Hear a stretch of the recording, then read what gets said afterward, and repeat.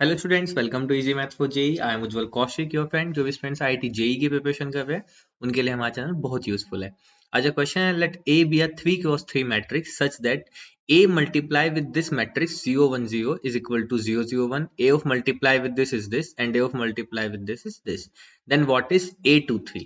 ठीक है, तो चलिए, बहुत इजी क्वेश्चन है। सबसे पहले अपनी मैट्रिक्स ए मान लेते हैं कि लेट ए जो मैट्रिक्स है that is a11 a12 a13, पहली रो तीसरा कॉलम। इस तरह से लिखते हैं ना, a21 यानी कि दूसरी रो पहला कॉलम, a22 a23, और फिर आया a31 a32 a33।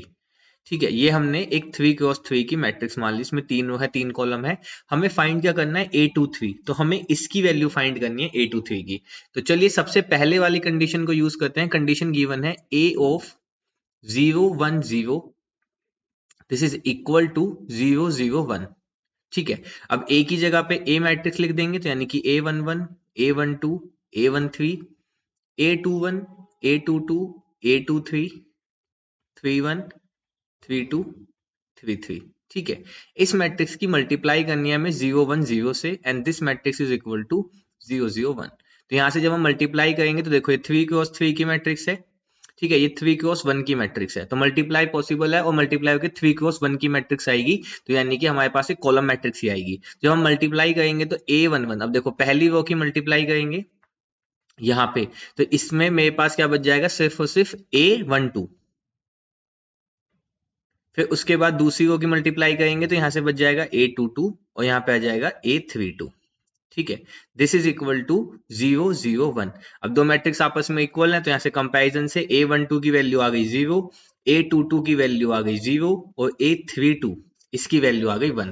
तो हमारे पास 1 2 2 2 और 3 2 इनकी वैल्यू आ गई 0 0 1। चलो, तो अब इसको हम अपनी a मैट्रिक्स में रख देते हैं और दूसरी कंडीशन पे काम करते हैं। तो चलो, अब दूसरी कंडीशन गिवन है a of 4 1 3 this is equal to 0 1 0।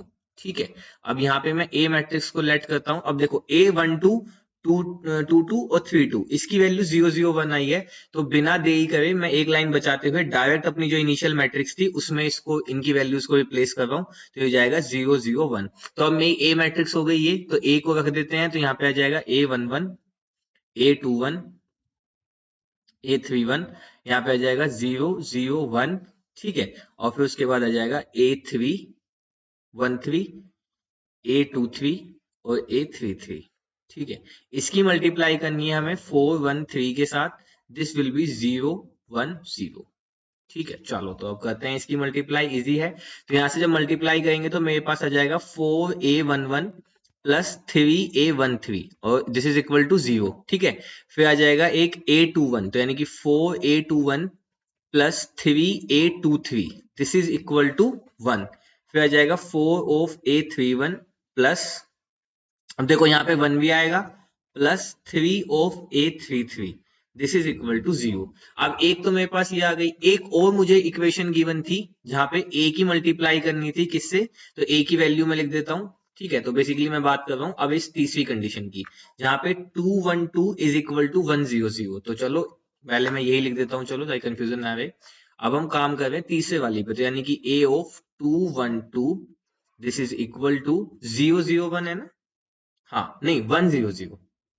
चलो, तो यहां से आ गया 1 0 0। अब ए मैट्रिक्स है हमारा a11 0 a13 a21 0 a23 a31 1 a33, this इसकी multiply with 212, this is equal to 1 0 0। तो चलिए अब मल्टीप्लाई करते हैं, तो यहां से आ जाएगा 2a11 plus 2a13, this is equal to 1। 2a21 plus 2 of a23, this is equal to 0। और फिर तीसरा आ जाएगा 3 of a31 plus 1 plus 2 of a33, this is equal to 0। अब यहां से इंपॉर्टेंट बात क्या आती है कि हमें इन सबको सोल्व नहीं करना, हमें सिर्फ वैल्यू फाइंड करनी थी a3 की। अगर आपको याद हो तो हम a3 को हाईलाइट कर लेते हैं। तो यहां से मैं सोल्व करता हूं इस वाली इक्वेशन को सिर्फ। तो इस इक्वेशन को सोल्व करने पे मेरे पास एक कंडीशन आ जाएगी, और वो कंडीशन क्या आ जाएगी मैं इसी के आगे लिख देता हूं, that is a21 is equal to minus of a23।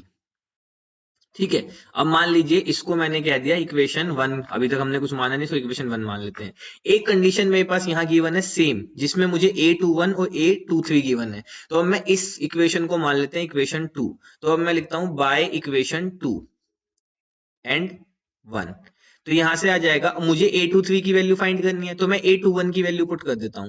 तो यहाँ पे 4 ऑफ A21 आ जाएगा, minus of 4 A23 plus 3 of A23, this is equal to 1। तो यहां से बच गया माइनस का A23 इज इक्वल टू 1। तो A23 की वैल्यू कितनी आ गई, माइनस का 1, और यही हमें फाइंड करना था। तो A23 की वैल्यू आ गई माइनस का 1। Option 1 is our right answer.